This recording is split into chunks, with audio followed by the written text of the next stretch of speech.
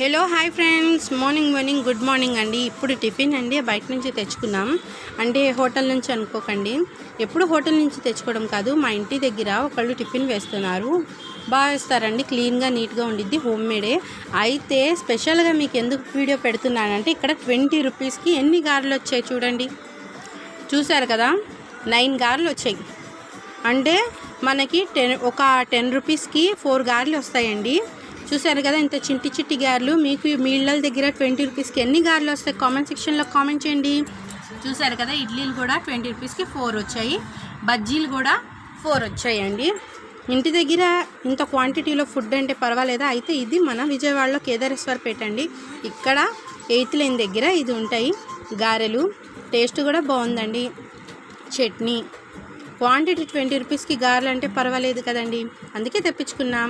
video మీకు నచ్చితే like చేయండి, షేర్ చేయండి, కామెంట్